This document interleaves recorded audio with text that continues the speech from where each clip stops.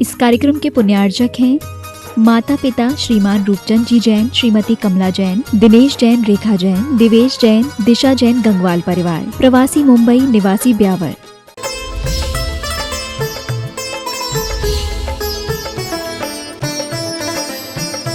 चंदा प्रभु भगवान परम उपकारी आचार्य भगवंत विद्यासागर जी महामुनि राज की, शिक्षा प्रदाता परम पूज्य आचार्य भगवंत समय सागर जी महामुनि राज की, जीवन को अच्छा बनाने के लिए, जीवन को ऊंचा उठाने के लिए, जीवन में कुछ पाने के लिए और हमारे जीवन में कुछ अपने परिणामों को सुधारने के लिए चर्चा चल रही है और दुख से सब बचना चाहते हैं। उस दुख प्राप्ति के 6 उपाय अपन ने कल तक पूरे के पूरे रिवाइज कर लिए थे।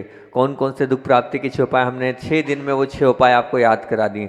सबसे पहला दुख, दूसरा शोक, तीसरा ताप, चौथा आक्रंदन, 5वां वध और 6वां परिवेदन। दुख मतलब अपने दुख को बार बार याद करने से दुख बढ़ेगा। शोक मतलब इष्ट वस्तु का वियोग और अनिष्ट का संयोग में मन में विकल्प, वो शोक कहलाता है। ताप मतलब अपनी बदनामी में अपने आप को विकल्प संकल्प में करना और ताप का आक्रंदन मतलब बात बात पर रोना। वध मन, वचन और काय से क्या करना, मन मतलब मारना ही नहीं बल्कि मन से भी और वचन से भी किसी को कुछ बोल देना, वही वध कहलाता है। परिवेदन कल अपन ने बहुत अच्छे से समझा था, ऐसा रोना कि सामने वाला भी आपको देख के रो दे। ये दुख प्राप्ति के अपने 6 उपाय अपन ने कल तक 6 दिनों में पूरे के पूरे कर लिए। आप लोगों को याद भी करना, बताना भी। कन्नड़ वालों को भी हमने रटा दिया था, हमारे तुषार भाई बैठे हैं तो वो बिल्कुल अभी हाल बताओ 6 उपाय जल्दी से। वेरी गुड, देखो पूरे के पूरे हमने वहाँ भी पूरे रटा दिए थे। आप लोगों की हम पूरा बता ही रहेंगे। रात्रि स्वाध्याय वहाँ होता था। अब आपसे मैं ये पूछना चाहता हूँ, क्या आप पेड़ बनना चाहते हैं? अगली पर्याय पेड़ की चाहते हैं? आप वनस्पति काय में जाना चाहते हैं? क्या आप चींटी बनना चाहते हैं? क्या आप और भी 3 इंद्रिय जीव क्या कहलाता है, लट बनना चाहते हैं? मच्छर बनना चाहते हैं? मक्खी बनना चाहते हैं? सुअर बनना चाहते हैं? गाय बनना चाहते हैं? बैल बनना चाहते हैं? बकरी बनना चाहते हैं? कोई भी नहीं बनना चाहता है, पक्का नहीं बनना चाहता है, सही में नहीं बनना चाहते आप, लेकिन आप लोग बनना चाह रहे हैं। ये जितने लोग बैठे हैं लगभग बनना चाह रहे हैं। नहीं महाराज जी नहीं बनना चाह रहे, बनना रोज़ सुबह से बनने के प्रयास करते हैं आप। रोज़ आप सुबह से उसका बनने का प्रयास करते हैं, क्योंकि त्रियंश गति का बन नहीं चाहते हो आप। कोई नहीं चाहते, बोलो नहीं चाहते हो। आचार्य उमा स्वामी महाराज से पूछा कि त्रियंश गति में कौन जाता है, तो उन्होंने त्रियंश गति के कारण बताए। और त्रियंश गति के कारण बताएंगे हमारे तुषार भाई क्या है, माया तेर यज्ञो नस्य। मतलब क्या हुआ, इसका तात्पर्य क्या है कि जो मायाचारी करता है वो त्रियंश गति में जाता है।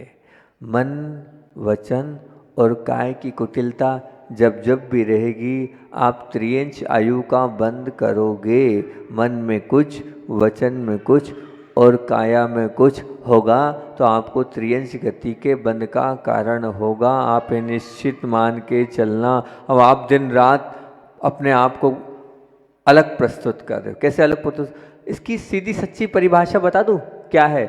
झूठा प्रदर्शन ही त्रियंश आयु के बंद का कारण। झूठा प्रदर्शन ही त्रियंश आयु के बंद का कारण है और कोई कारण नहीं है। सीधी सीधी हिंदी भाषा में इसकी परिभाषा अपनी भाषा में। अब झूठा प्रदर्शन आप करते हो जब भी आप क्रीम लगाओ, पाउडर लगाओ, सजो धजो, ब्यूटी पार्लर जाओ, मना नहीं कर रहा हूँ, लेकिन उस समय क्रीम लगाते हुए, फेयर एंड लवली लगाते हुए या आप मेकअप करते हुए ये मानना, क्या मानना कि मुझे ये मैं अपना होठ कैसा जैसा होठ है वैसा ना करके मैं लिपस्टिक लगा रही हूँ, मतलब क्या झूठा प्रदर्शन कर रही हूँ। अभी झूठा प्रदर्शन लिपस्टिक लगा कर रही हूँ, जैसा मेरा कलर है उसको और वाइट कर रही हूँ, सफ़ेद कर रही हूँ, गोरा कर रही हूँ, मतलब जिस वास्तविक स्वरूप उसको आप छुपा रहे हो, तो क्या कहलाएगा? झूठा प्रदर्शन कहलाएगा। अब जब झूठा प्रदर्शन रोज़ सुबह से उठ के करते हो, रोज़ सुबह से आप त्रियंश आयु का बंद करते हो, झूठा प्रदर्शन करो, मना नहीं है, मैंने छूट दी, खूब करो आप मेकअप, दोनों हाथ से आशीर्वाद। लेकिन जब लगाओ ना क्रीम, या जब लगाओ आप लिपस्टिक, या लगाओ आप जो भी आपके फेयर एंड लवली वगैरह है, तो उसमें ये भावना भाना कि ये मैं लगा तो रही हूँ, लेकिन मेरी अगली पर्याय क्या होगी त्रियंश गति की होगी, मुझे सूअर बनना पड़ेगा, मुझे बैल बनना पड़ेगा, मुझे शेर बनना पड़ेगा, मुझे बकरी बनना पड़ेगा। लगाओ दोनों हाथ से। लेकिन ये ध्यान रखना, आप झूठा प्रदर्शन करोगे तो त्रियंश गति का बंद होगा। मैं नहीं कह रहा हूं त्रियंश आयु में जाना पड़ेगा। आचार्य उमा स्वामी कह रहे हैं त्रियंश आयु से बनना है तो झूठा प्रदर्शन नहीं करना है। जो वास्तविकता है उसको, स्वभाव को क्यों छुपा रहे हो? जो पुण्य से मिला है उसको क्यों छुपा रहे हो? वो पुण्य से मिले होठ को छुपाकर आप लाल पीले काले क्यों कर रहे हो? चेहरे को आप जिसे हो वैसे ही रहने दो ना। काय को आप फेशियल कर रहे हो? काय को आप घंटों में ब्यूटी पार्लर में जाकर आज रोज ध्यान करो? मत करो। नहीं करोगे तो त्रियंश गति का बंद नहीं होगा। तो आज हमने आपको क्या सिखाया? त्रियंश आयु में कौन जाता है? जो झूठा प्रदर्शन करता है वो, जो मन वचन काय की कुटिलता करता है वो, जो मन में है वही वचन में बोलो, उसी को काया में प्रेषित करोगे तो आपको त्रियंश आयु का बंद नहीं होगा। अगर त्रियंश आयु से बनना है तो इसको आपको ध्यान रखना पड़ेगा। तो क्या हुआ हमारा आज का दूसरा सूत्र? सुख प्राप्ति के उपाय तो पहले दिन बता दिए थे, दुख प्राप्ति के उपाय अपन कल तक हो गए, और आज हमने आपको त्रियंश आयु से बचने का कारण बताया है। माया तेरे यज्ञ से मायाचारी नहीं करना है, मन वचन काय की कुटिलता को नहीं रखना है, और हिंदी उसकी सरल भाषा, झूठा प्रदर्शन नहीं करना है। हम जितना जितना झूठा प्रदर्शन करेंगे उतने ही हम त्रियंश आयु को बांधते चले जाएंगे। भावना ये है, कोई भी त्रियंश आयु को ना बांधे तो अपने जीवन में झूठा प्रदर्शन ना करे तो निश्चित तौर से आपकी अगली पर्याय अच्छी होगी, सबकी अच्छी हो। इसी भावना से बोलिए आचार्य विद्यासागर जी महामुनि राज जी। आप सभी लोग अपना कल्याण करना चाहते हो? बोलो ना, हाँ या ना? हाँ या ना? चाहते हैं। महाराज जी चाहते तभी तो आपके पास में बैठे हैं। बहुत अच्छी बात है कि आप सबकी कल्याण की भावना है। और पहले कल्याण की भावना को लेकर जब पिछली बार मैं आया था तो आपको पता ही है, जब मैं आता हूँ तो नगर की व्याख्या करता हूँ, और नगर की वो व्याख्या करी थी हमने, और उस व्याख्या में ये बोला था कि वाड़ोना का वह कह रहा है कि वासना को ठोकर मारने से ही कल्याण होगा। भूल गए या याद है? वासना को ठोकर मारने से ही कल्याण होगा। डोली अर्थात सहारा, सहारे को ठोकर मारने से ही कल्याण होगा, और ना को ठोकर मारने से ही कल्याण होगा। चाहते हो कल्याण तो वास्तविकता में उस ना को आपको ठोकर मारना पड़ेगा, उस सहारे को आपको ठोकर मारना पड़ेगा, अंदर की बेटी उस वासना को आपको ठोकर मारना पड़ेगा, तभी कल्याण आपका होगा। पहले इन तीन चीज़ों के पहले तो जो आज बहुत अच्छा लगा, जो बहुत अनुभूत हुआ, वो पहले आप लोगों के बीच में रखता हूँ कि आज आए और यहाँ भगवान का वो जो दृश्य हमने देखा, छोटी सी समाज होने के बावजूद भी, लेकिन एक नया इतिहास तो अभी भाम देवी ने रचा, लेकिन कोई छोटा मोटा इतिहास नहीं। जिस प्रकार का जुलूस, जिस प्रकार की आपने हाथी के साथ और जो बैंड बाजे के साथ आदिनाथ भगवान की आगवानी करी, वो वास्तविकता में सर्वोत्कृष्ट होती। नन्ही सी छोटी सी समर्पित भक्ति से ओतप्रोत रहने वाली ये समाज ने जो दिया, करके दिखा दिया, वो इतिहास में वास्तविक में लिखने योग्य है। और हम लोग तो, मैंने कल भी कहा था कि पूज्य गुरुदेव का वहाँ आशीर्वाद प्रत्यक्ष साक्षात था दोनों कार्यक्रमों के लिए, और उनके उस कार्यक्रम को कराने का हमें सौभाग्य मिला, ये हमारा पुण्य है। भले वहाँ से पूज्य श्रमण निर्यापक श्रमण योग सागर जी, समता सागर जी, प्रसाद सागर जी, संभव सागर जी, पूज्य मुनिवर श्रेष्ठ मुनिवर पूज्य सागर, सब ने वहाँ से एक ही स्वर में बोला था रुकना है, तो वास्तविकता में रुक गए। और इस पूरे कार्यक्रम को, चाहे वो भामदेवी का हो, चाहे यहाँ का हो, तब जब आए थे बड़े रूखे मन में थे, हमने सबको बुलाकर एक ही बात बोली, आप मानो भगवान को अगर व्यवस्थित कर दोगे तो आप भी व्यवस्थित हो जाओगे। और आपने हमारी बात स्वीकार करी, गुरु की आज्ञा को माना, तो बहुत अच्छा लगा। क्योंकि अगर हम देवशास्त्र गुरु की बात अगर मानते हैं तो निश्चित कुछ न कुछ और अच्छा तो हमारा होता ही है, और हुआ। पिछली बार एक बात हमने बोली थी, पिछली बार एक बात हमने आप लोगों से बोली थी। अब वो युवा वर्ग कितना हुआ, अभी हाल हमारे कान में फिर वापस दोबारा वो बात आ गई। हमने कहा चिंता नहीं करो, भगवान अच्छे स्थान पर बैठ गए हैं, अपने आप भगवान सबको बुला लेंगे, आपको बुलाने की ज़रूरत नहीं पड़ेगी। कल भी हमने एक बात बोली थी आपसे, अभी आपने जो है कल सबका सम्मान भी किया था, जो भामदेवी कमेटी सबका हिसाब भी किया था, तो सबका हिसाब आपने किया हुआ था, लेकिन हमने भी तो बहुत बड़ा कार्य किया है, आप लोगों के सालों का अटका हुआ कार्य किया है। तो पंचकल्याण के बाद, आपके कार्यक्रम के बाद हमारा भी हिसाब कर दो आप। अरे हमारा भी हिसाब कर दो, हमारे लिए भी लिफाफा तैयार करके दे दो तो बहुत अच्छी बात होगी, क्योंकि चार्ज तो हम भी लेंगे, बिना चार्ज के यहाँ से बढ़ने वाले नहीं हैंगे। तो उस मेहनत का कुछ न कुछ अधिकार हमारा भी बनता है। तो मैं यहाँ के युवा वर्ग से कहूँगा, बेटा है पापिश का भाई दिख रहा है, और पीछे वो भाई दिख रहा है जहाँ पिछली बार हार हुए थे, वो दो तो दिख रहे हैं, और भी बहुत सारे युवा वर्ग जो हैं आज कटिबद्ध होना पड़ेगा कि आदिनाथ भगवान को आपने बिठाया है, लेकिन अब प्रतिदिन अभिषेक करना ही है, करना ही है। आपको सबके बीच में जो जो युवा वर्ग यहाँ के हैं उनको खड़े होकर बोलना। पिछली बार ना के ऊपर हमने उसका उद्बोधन किया था, अब पिछली बार में सबने उस वक्त तो हाँ कर दिया था, लेकिन इस बार का जो हाँ है वो पक्का हाँ होना चाहिए। बिल्कुल ध्यान रखना, नहीं तो ध्यान रखना हमारी दुकान से आप अगर कुछ नहीं लोगे तो बताओ फिर आगे आपका पुण्य कैसे बढ़ेगा। पुण्य की घटाओं को लाकर आपके जीवन में आप लाएंगे तो शांति और सुख की बरसात अपने आप होगी। और हमने आपकी बात मानी है तो निश्चित तौर से आपको भी मानना पड़ेगा हमारी बात। गुरु जो कुछ मानते हैं, जो गुरु की मानता है, जो गुरु का सुनता है, समझना उनका कोई जो है अगर कल्याण करना है, अगर ऊंचा स्थान अपने आना है तो गुरु ने जो कहा है मानना पड़ेगा। जो गुरु कुछ मानते हैं उनका कोई वजूद है, उनकी भक्ति, उनके प्रति आस्था है, समर्पण है, आदर भाव है, अहोभाव है, तो बस मान जाना जो कहा है। तो संसार की उस उलझन से आप सुलझ जाओगे, नहीं तो आप अभी नहीं बाद में कर लेंगे। जीवन का कोई भरोसा नहीं बंधुओं, पल का भरोसा नहीं तो कल का क्या भरोसा। यहाँ आए हो और अब नहीं करोगे तो कब करोगे, अब नहीं करोगे तो कब करोगे। एक छोटा सा बहुत सटीक दृष्टांत जो आपके जीवन से जुड़ा हुआ है, सबके जीवन से जुड़ा है, वो आपको बताता हूँ। एक भाई था, हुआ ये कि केस में वो उलझ गया। अब जब उलझ गया तो आप जानते हैं कोर्ट कचहरी और ये सब लफड़े होते हैं, तो इन सब लफड़ों में बड़ी परेशानी होती हैगी। अब उलझ गया, उलझने के बाद जब वहाँ पर कोर्ट में गवाही, निर्दोष था, कुछ किया नहीं, लेकिन फिर भी उलझ गया। अब कोर्ट कचहरी में जाना है, वहाँ पर सब कुछ देना है, वहाँ पहुँचे। वहाँ पहुँचते ही जब वहाँ पहुँचे तो पहुँचने के बाद कोई गवाही देने को तैयार नहीं। सबसे पहले तो उन्होंने जो है अपने जो प्रिय मित्र थे उन प्रिय मित्र से कहा कि भैया ऐसा ऐसा हो गया है तो क्या करना है।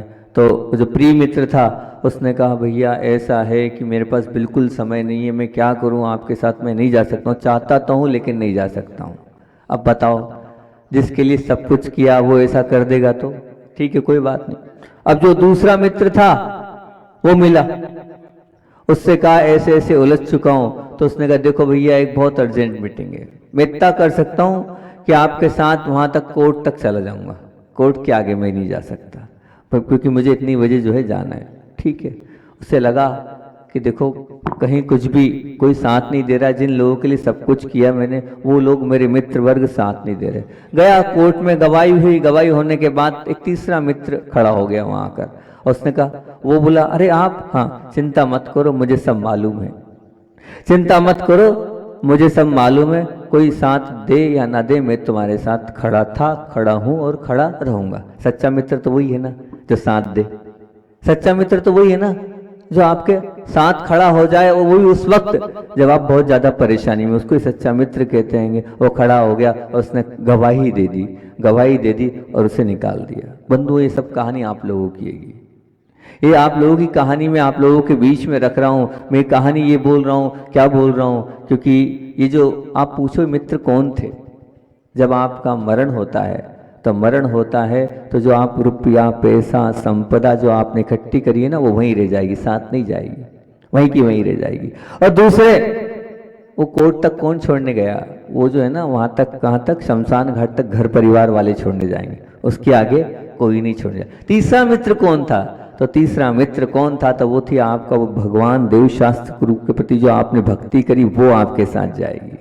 आपने जो सत्कार्य किए वो आपके साथ जाएंगे, जो आपके जीवन में सद्गुण थे वो आपके साथ जाएंगे, बाकी कोई साथ नहीं जाने वाला। वो खड़े होंगे कि हम तुम्हारे साथ थे, है और रहेंगे। बताओ आप पुण्य के लिए कितना कर रहे हैं? आज आपको पुण्य से सब कुछ मिला है, उसका आप सदुपयोग कर रहे हैं कि नहीं? ये आंख मिली है, ये हाथ मिले, ये पैर मिले, आप 24 घंटे में से पुण्य में कितना लगा रहे हो? एक बहुत बड़ा प्रश्न है।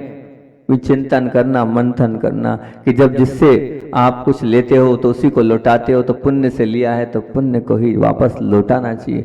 मानव पर्याय को सार्थक करना है तो धर्म के मामले में मैं नहीं कर सकता ये शब्द नहीं आना चाहिए, बिल्कुल नहीं निकलना चाहिए कि मैं नहीं कर सकता।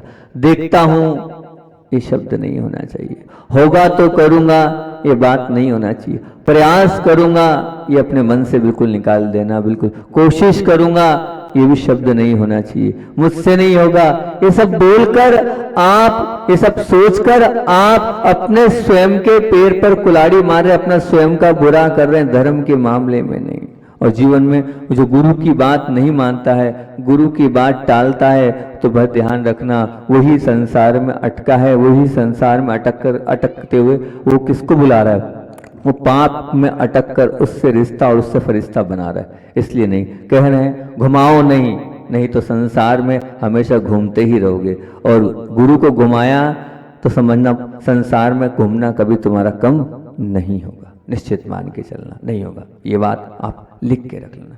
एक आपको बताता हूँ, जिन लोगों ने पहले देखा होगा हमें संघ में, अधिकतर हम वैसे तो मौन रहते थे, और एक मतलब शावक जुड़े हुए थे अशोकनगर के, चाचा के नाम से पूरा परिवार धर्मात्मा, भतीजी, माताजी, 3 जो बहन है वो माताजी, 2 बहनें, और वो भी प्रतिभा स्थल में, और जो भाई बहन मतलब भैया भाभी वो भी प्रतिमाधारी, पूरा परिवार, और स्वयं भी व्रती, जिनका मैं नाम ले रहा हूँ राजकुमार जी चाचा।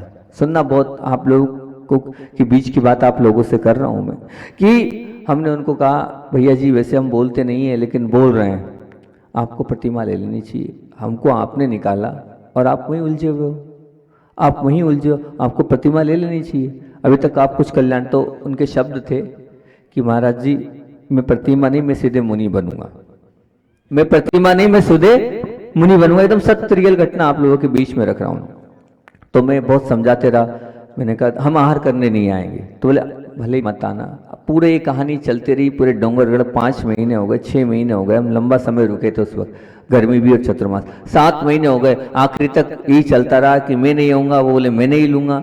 अब आखिरी दिन जब वो जा रहे थे, तब उस वक्त जब जा रहे थे तो वहाँ की जो उनकी दीदी थी अर्चना दीदी, उनने निवेदन किया कि दुश्मनी उनसे है, हमारे से क्या लेना देना, हम तो हैं, हम कोई वजूद नहीं रखते क्या। साधु हट बाल हट होती है, एक बार बोल दिया ना ये प्रतिमा लेंगे तभी मैं आऊँगा, नहीं तो मैं नहीं आऊँगा, बात खत्म। अच्छा श्री के 3 बार हो गए, मैंने 10 बार हो जाए पर हमारे तो नहीं होंगे, ठीक है कोई बात नहीं। अब आखिरी दिन वो आए और आने के बाद फिर से मैंने बोलना प्रारंभ किया। अब मेरे मुख से गुस्से में ये निकल गया कि भैया जो मिल रहा है वो ले लो, मुनि दीक्षा जब होगी होगी, नहीं तो ध्यान रखना तुम्हारी ये स्थिति बनेगी कि गुरुजी दीक्षा देते रहेंगे और तुम रोते रहोगे तब भी तुम्हारी दीक्षा नहीं होगी। ये पुण्य को ठुकराओ मत। आप वो बोले वो कुछ भी हो जाए महाराज जी, मैंने तो बोल दिया सीधे मुनि दीक्षा लूंगा। हुआ ये रामटेक दीक्षा के समय मैं वहीं था, आचार्य ने सबसे पहले अशोकनगर वाले राजकुमार जी का नाम लिखा, पहले नंबर पर मूल नायक बनेंगे। ये बोले बहुत साल से इनकी दीक्षा अटकी हुई है, बहुत व्रती और बहुत ही समर्पित व्यक्तित्व से है ये, आहार दान आदि में बहुत आगे रहते, उनका नाम सबसे पहले लिखा। सुन लेना कान खोलकर यहाँ के युवा लोग, आप लोगों के लिए बता रहा हूँ सब बातें। उन्होंने बोला ठीक है, हमने तुरंत जो है प्रसाद सागर से हम थे जैसे मैसेज किया और वो आने के बाद हम तो अपने कमरे में बैठे थे और वो आचार्य श्री जी के पास थे और आचार्य श्री जी के पास से वो रोते रोते, हमारा कमरा सामने था, वो आ रहे थे और रोते रोते आए और रोते रोते आने के बाद वो मेरे कमरे में सीधे आए और रोने लगे। मैंने कहा आप क्यों रो रहे हो? नहीं प्रदीप भैया नहीं, राजकुमार भैया, 2 हैं वहां पर, प्रदीप भैया नहीं राजकुमार जी। तो अब वो रोने लगे। मैंने अब क्यों रो रहे हो? बोले जो वाणी आपने बोली थी वही हुआ। मैंने क्या हो गया? आपका नाम है पहले नंबर पे, गुरुजी ने बुलाया है। बोले आपने बोला था ना कि मैं भी आचार्य श्री भी देना चाहेंगे और मैं भी लेना चाहूँगा, लेकिन ऐसे ऐसा पाप बांध रहे हो कि दीक्षा नहीं हो पाएगी। बोले आज मेरे घुटनों में डॉक्टर ने मना कर दे कि आप पैदल नहीं चल पाओगे, मेरी दीक्षा नहीं हो पा रही है महाराज जी। वो फूट फूट के रोने लगे। मैंने उस वक्त कहा देखो, उस वक्त मैंने बहुत समझाया था, ले लो ले लो ले लो, आपने दीक्षा नहीं ली, उस वक्त प्रतिमा नहीं ली, वो पुण्य कम कर लिया, अब घट गया पुण्य, आज भी वो दीक्षा नहीं ले पाए। क्या कारण है कि जो मिल रहा है हम वो भी नहीं ले रहे, जो कर पाना वो भी नहीं कर पा रहे।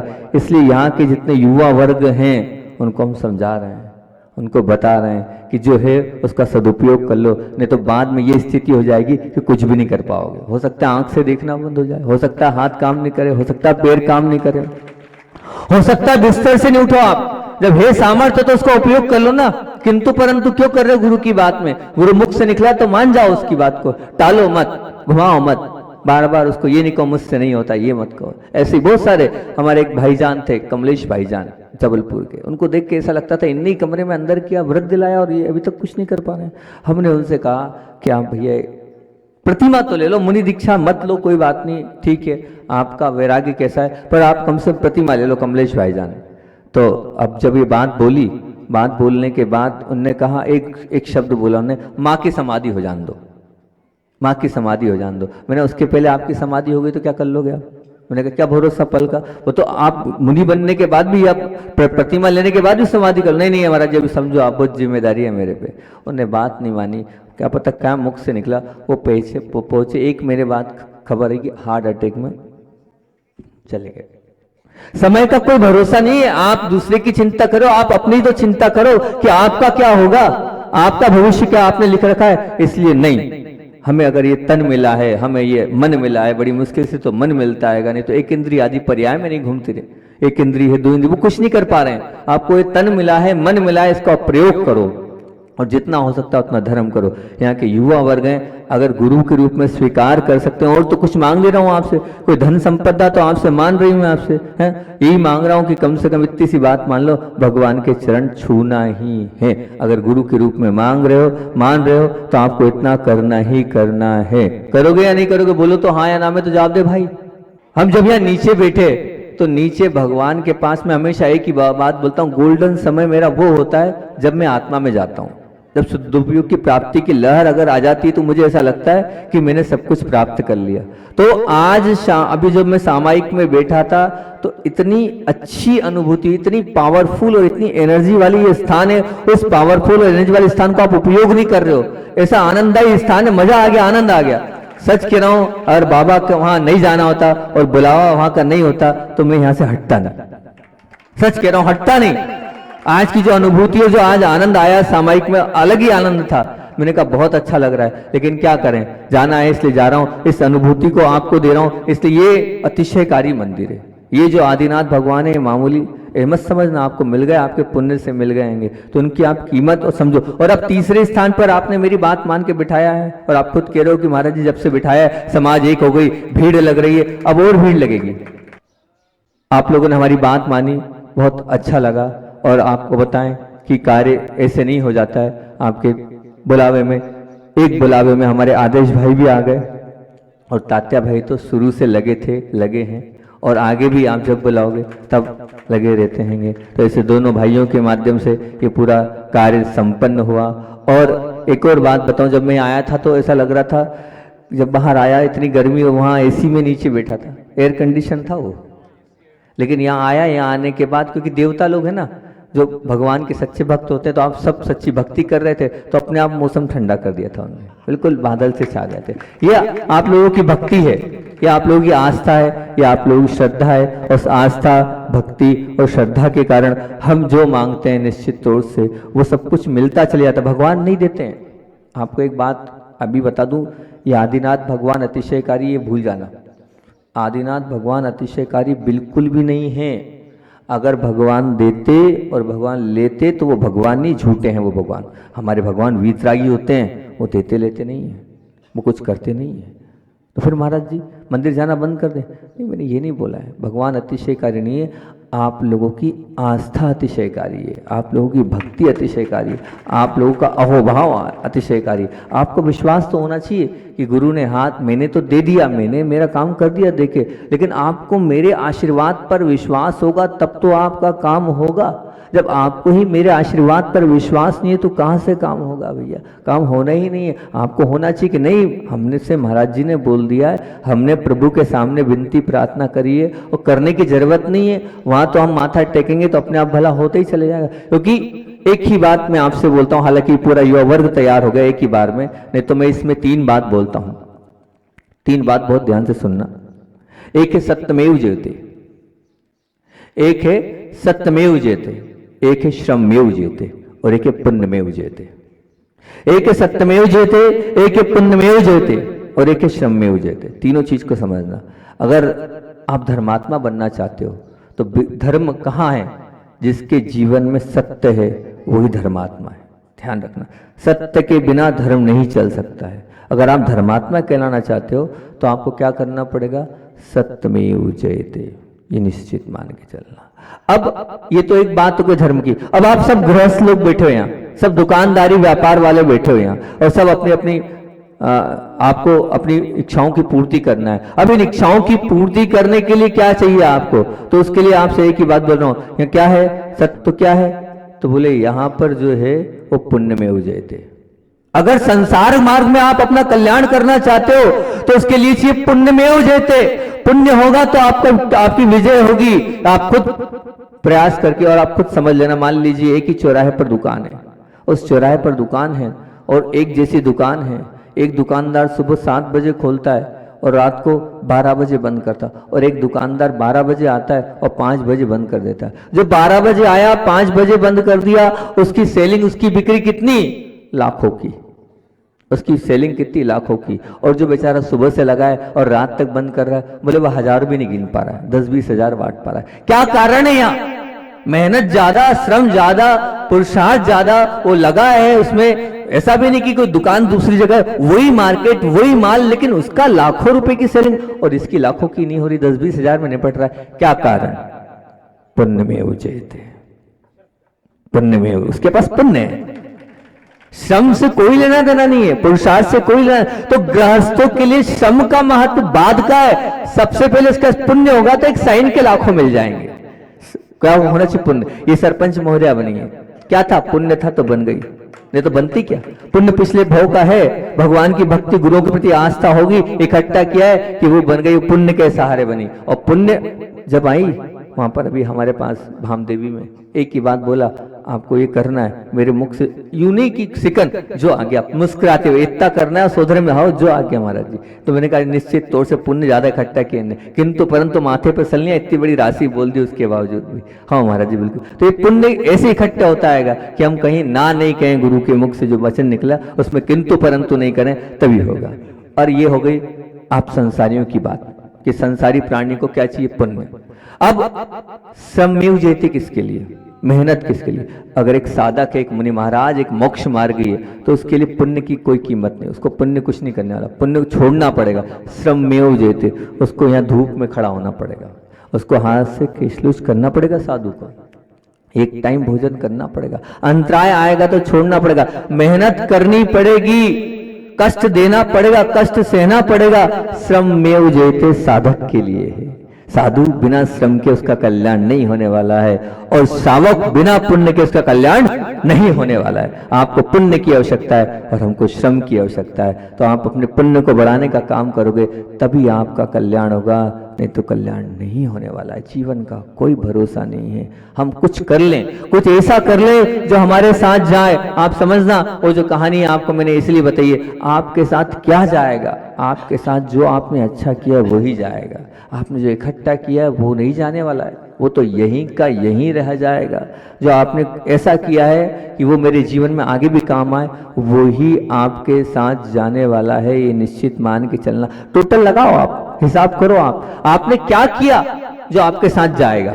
24 घंटे आप अपनी आपाधापी में लगे हैं, 24 घंटे आप अपने में लगे हुए हैं। इस आप अपने में 24 घंटे लगे हैं, इस 24 घंटे में आपने क्या किया जो आने वाले जीवन को बनाने वाले होगा, जो आने वाले कल को सुधारने वाला होगा, जो आने वाले भविष्य में आपके काम आएगा। अभी तो पुराना खा रहे हो आप, अभी तो पुराना भोग रहे हो आप, लेकिन कल क्या भोगोगे हिसाब किताब तो मिलाओ, डायरी तो मेंटेन करो अपने पाप पुण्य की कि हम क्या कर रहे हैं और हमें क्या भुगतना पड़ेगा। आप खुद स्वयं जानते हो, आपका मन जानता है कि मैं गलत कर रहा हूं कि सही कर रहा हूं। आपकी खुद की कहानी आपके सबके पास है और आप सब समझते हैं कि मेरा भाव मेरे अंदर क्या चल रहा है, मेरे मन में किसके प्रति क्या भाव चल रहे हैं। उन भावों को पकड़ने का प्रयास करो और जितना हो सकता है उतने मन को निश्चल करने का प्रयास करो। आपका मन पवित्र होगा तो आपको सब कुछ सदैव अपने आप मिलता चला जाएगा, मांगने की जरूरत नहीं होती है। जिसका पवित्र मन होता है उसको अपने आप मिलता चला जाता है, मिलता। आचार्य श्री जी कभी भी कुछ भी सिर्फ भावना होती थी और वो चीज उनके पास आकर खड़ी हो जाती थी। सिर्फ वो भावना करते थे और अपने आप उनने का ऐसा चाहिए, वो कहां से संयोजना बैठती थी। एक बार बैठा था, शांति धारा की योजना चल रही थी, शांति धारा बनाना है बीना 12 में। आचार्य श्री की भावना थी कि दुग्ध योजना होना चाहिए और सब जगह शुद्ध दूध घी आदि जाना चाहिए। अब ये योजना चल रही थी, बात ही चल रही थी। अब ऐसा था कि कौन क्या रहेगा, कैसे करेगा। तो एक बहुत इस फील्ड के बहुत बड़े जानकार थे जो कोटा के थे। अब वो कोटा के थे, अब आचार्य श्री का मन का भाव उन्होंने रखा है कि इस प्रकार के व्यक्ति को देखो, वो सिरमौर कहलाते हैं कोटा वाले वो, और वो 8 कौन नाम क्या, वो कोटा वाले वो आते थे ना आचार्य श्री के पास। नहीं वो अजय गोयल जी, हाँ। तो वो आए और 8 दिन बाद वो 8 दिन बाद आ गए और आचार्य श्री से मिल गए। तो आचार्य श्री से हमने ये बोला, मतलब सब महाराज जी लोग बोले अच्छे से आप भावना करते हो और अपने आप हो जाता है। तो बस आचार्य श्री के शब्द क्या थे, बोले हमारी भावना सबके कल्याण की है और सबका भला करने की है, सबका अच्छा करने की है। जब हमारी भावना सबका भला करने की, कल्याण करने की है, तो बस हमने खेती लगाई है और खेती मतलब बोनी बोलते ना, बोनी बो दिया है। अब भावना अच्छी है तो अपने आप बरसात तो होगी ही होगी। पानियों को गरजना पड़ेगा, बरसना पड़ेगा और बरसेंगे। बस आपकी अभी कल्याणकारी भावना होगी, अच्छा करने का भाव होगा, तो निश्चित तौर से आप ये मान के चलना आप भला कर पाएंगे, भला हो जाएगा। सब भला करना चाहते हैं लेकिन होता नहीं है। हर जगह एक चीज और देता हूं मैं, अब बाड़ो ना अगली बार आऊं कि नहीं आऊं, भावना तो है, यहाँ नीचे बैठकर बड़ा आनंद आया। भामदेवी वाले लगे चतुर्मास करना है, कोई बात नहीं, लेकिन अगली बार आता हूं तब तक के लिए एक नियम आप सबको देके जाता हूं। कल भामदेवी में देना था लेकिन क्या करें, भामदेवी का जो हमारा अंतिम प्रवचन था वो रह ही गया। तो भामदेवी वाले बैठे हो तो वो भी, और वाड़ोना वाले भी हैं, उन सबको भी हम जहां जाते हैं कि अंतिम बात जरूर बोलते हैं कि अगली बार जब आऊंगा, या आप अगली बार मेरे पास दर्शन करने आओगे कि नहीं आओगे? आओगे, साथ चलोगे कि नहीं चलोगे? चलोगे, बहुत अच्छी बात है। कुंडलपुर बड़े बाबा, यहाँ छोटे बाबा, ये भी कोई बाबा ही हैं, आदिनाथ बाबा से आदिनाथ बाबा की वो यात्रा है। अगर चलोगे तो बहुत अच्छी बात है कि, और नहीं तो इतना तो जरूर कह रहा हूं कि इतना रखना अपने आप को। आप चाहते हो आपका जीवन सुखी बने, चाहते हो नहीं चाहते हो? कल्याण की बात करी थी, प्रवचन तो अपने वाड़ोना पे करना था लेकिन बात इस पे निकल गई तो वाड़ोना का प्रवचन तो छूट गया। वाड़ोना का प्रवचन तो याद है कि नहीं याद? वाड़ोना में क्या बोला है हमने, पहले वो याद करा दे। वाड़ोना से बोला वासना को ठोकर मारने से ही कल्याण होगा, और डोली यानी सहारे को ठोकर मारने से ही कल्याण होगा, और नाक को ठोकर मारने, ध्यान रखना, ना नहीं कहना गुरुमुख से निकला है तो किंतु परंतु नहीं। तो बात सुख शांति चाहते हो ना, प्रेम स्नेह चाहते हो, वात्सल्य चाहते हो, तो वात्सल्य और सुख शांति चाहते हो तो एक ही बात बोलो, चाहे छोटे हो, चाहे बड़े हो, चाहे बच्चे हो, चाहे युवा हो, चाहे सब महिलाओं, चाहे माताओं, चाहे बहनों, एक ही नियम देके जा रहा हूं कि जिनके साथ रहते हो, जिनके बीच में रहते हो, उन परिवार वालों में जो हैं उनकी 4 अच्छाइयां निकाल के मुझे बता देना। क्या बताना है? मेरी माँ में क्या 4 अच्छाई, मेरे पिता में क्या अच्छाई है, मेरे भाई में क्या अच्छाई, मेरे पति में क्या अच्छाई, मेरी पत्नी में, और हो सके तो सास में भी और ससुर में भी 4 अच्छाई निकालना है, जितनी बहुएं बैठी हैं। अगर चाहते हो वास्तविकता में हमारा ध्यान बुराइयों पर ज्यादा, अच्छाइयों पर नहीं, इसीलिए हम भटक रहे हैं, अटक रहे हैं, और कुछ नहीं। कल्याण इसीलिए, कल्याण का रास्ता बता रहा हूं। जिनके साथ आप रह रहे हो, आप अच्छाइयां निकालते हो, बाजू वाले के निकालते हो, अपने घर परिवार वालों की अच्छाइयां नहीं निकालते हो, इसलिए आप हैरान परेशान हो, सुख से नहीं रह पा रहे हो। इतना ही कह रहा हूं कि जो आपके लिए दिन रात लगी वो पत्नी आपकी, और दिन रात लगे वो पति आपके, वो बच्चे आपके, वो सास ससुर आपके, उनकी 4 अच्छाइयां निकालना उच्च गोत्र का बंद हो जाएगा। और जब भी आप अच्छाइयां निकालोगे तो क्या होगा, उस समय भी वो जो बंद होगा वो क्या होगा, क्योंकि हम क्या है कि जब अच्छाइयां दिखेंगे तभी विनय कर पाएंगे, और विनय नहीं है इसलिए मोक्ष मार्ग पर आगे नहीं बढ़ पा रहे हैं। विनय ही मोक्ष मार्ग का द्वार होता है, ये समझ लेना। तो अब जितने लोग सुन रहे हैं, युवा वर्ग ने एक नियम तो ले लिया, अभिषेक पूजन या चरण छूने का जिसकी जैसी अनुकूलता, और दूसरा ये यहाँ जितने लोग बैठे हैं वो सब चार चार अच्छाइयां उनकी निकालना है जिनके साथ आप रात दिन रहते हो। निकाल लोगे? है बहुत सारी है, अरे चार ही बता देना। पपीश की धर्मपत्नी बोली बहुत सारी, चार ही निकाल दोगे तो बहुत अच्छी बात है कि मान लूंगा कि आपने बहुत बड़ा काम कर लिया। उच्च गोत्र के बंध का कारण है, सभी लोग ऊंचा बनना चाहते हैं, महान बनना चाहते हैं, तो उच्च गोत्र के बंध में यही कहा गया है। क्या कहा गया है कि परात्म निंदा पसंद से सदस्य गुण भावने चले, मतलब क्या, अपनी निंदा करना और दूसरों की क्या करना, प्रशंसा करना, दूसरों के दोषों को ढकना और अपने दोषों को बताना। इस उच्च गोत्र का बंध, इससे तो सुख शांति मिल जाएगी, ऊंचा जीवन मिल जाएगा। और क्या, कोई बहुत बड़ी बात थोड़ी ऊंचा जीवन करने के लिए। इतना करेंगे तो निश्चित तौर से आपका जीवन ऊंचा और उत्कृष्ट बन सकता है। आचार्य भगवान का संस्मरण तो प्रतिदिन सुनाना है ना। अंत में आचार्य भगवान की बात आपको आचार्य श्री जी कभी कभी ऐसी ऐसी चीजें दे जाते हैं, ऐसी चीज बता देते हैं। एक बार आचार्य श्री जी कुंडलपुर में आहार के लिए निकल रहे थे और शुद्धि के लिए जा रहे थे, और एकदम शुद्धि वाले पीछे स्थान पर खड़े हो गए। अब खड़े हो गए तो वो दृश्य अलग ही था। आचार्य श्री नीचे देख रहे हैं, अब नीचे कुछ दिख ही नहीं रहा जमीन पर, फिर भी आचार्य श्री देखे जाए देखे जाए देखे जाए। क्या हो गया आचार्य श्री जी को? नीचे देख रहे हैं ऐसे, बस वहां खड़े हैं ऐसे हाथ पे, बस नीचे देख रहे हैं। 1 minute 2 minute 4 minute 5 minute 7 minute, आहार के लिए देर हो रहे 8 मिनट। अब उतने में ब्रह्मचारी जी आए, कमंडल आचार्य श्री जी, आचार्य श्री क्या हो गया, आप क्या देख रहे हो? तो आचार्य श्री बोलते हैं, मैं अपनी छाँव को देख रहा हूँ, मैं अपनी छाँव को देख रहा हूँ। तो और मैं अपनी छाँव में बैठना चाहता हूँ, लेकिन मुझे बैठने को ही नहीं मिल पाता, अपनी छाँव में बैठ ही नहीं पाता हूँ। तो वहाँ पे महाराज जी बोले, आपकी छत्र छाया में हम सब हैं, आपको छाया की क्या आवश्यकता? बोले नहीं नहीं, ऐसा नहीं है, सबकी अपनी अपनी छाया है और सबकी अपनी अपनी छाया में ही कल्याण होगा। हम अपनी छाया में नहीं आ पा रहे हैं और हम अपने आप को देख नहीं पा रहे हैं, इसलिए हम परेशान हैं, हैरान हैं। अगर हम अपनी छाया को और अपने आप को देखेंगे तो निश्चित तौर से हमारा कल्याण होगा। आप अपनी छाया को देखो, अपने आप को देखो कि मैं कैसा हूँ। हम अपने आप को देखेंगे तभी कल्याण। श्री उसके माध्यम से ये बता रहे, छाया को देखकर मैं अपने आप को ऑब्जर्व कर रहा हूँ कि मैं कैसा हूँ, मैंने क्या किया है। आप भी अपनी छाया को देखो और अपने आप को देखोगे जब भी कल्याण होगा। सबका कल्याण उसी भावना से बोलिए। आचार्य वन विद्यासागर जी महामुनि राज की।